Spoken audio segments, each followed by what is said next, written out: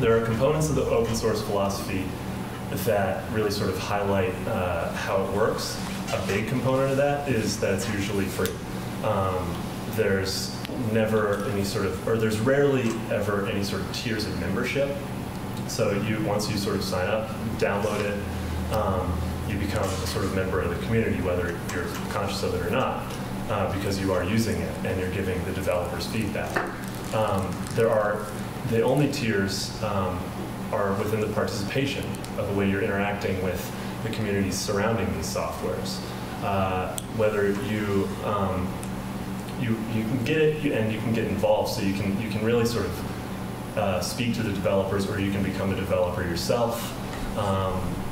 There are a number of ways of doing that. There's forums, there's blogs, there's websites. There's almost always a dedicated website for each of these programs, each of these softwares that you can go to, and there'll be blogs and forums in which you can sort of speak directly to the people who are developing these softwares, and you can make it, you can change it. So it's crucial to the development of these programs. You can really change the way that these programs are being developed. Like Steve wrote his own program, so he's not a great example, but if you're not necessarily knowledgeable of how to program or write software, you can go onto these blogs and say, hey, I need this to be done with the software, and it may change the way the software is being developed. And if there's, you only have a greater chance of seeing the things that you want your computer to do, or you want your technologies to do. You have a greater chance of seeing that being done if you're involved with the way that it's being developed. Another big component is there's 24/7 support. Let's say you're editing video and it's crunch time or something, or you're doing something else, and you can't figure out the way it works, or the program fails or something.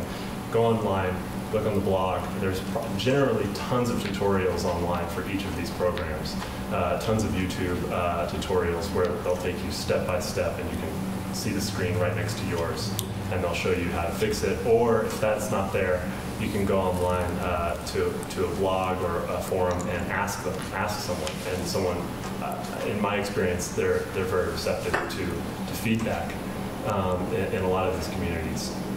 And over time, as you become more involved in the community, you'll think it's really, the best program you've ever used, because it will begin to look like the program that you were sort of dreaming of, and the software that you really need to get whatever task you need to get done.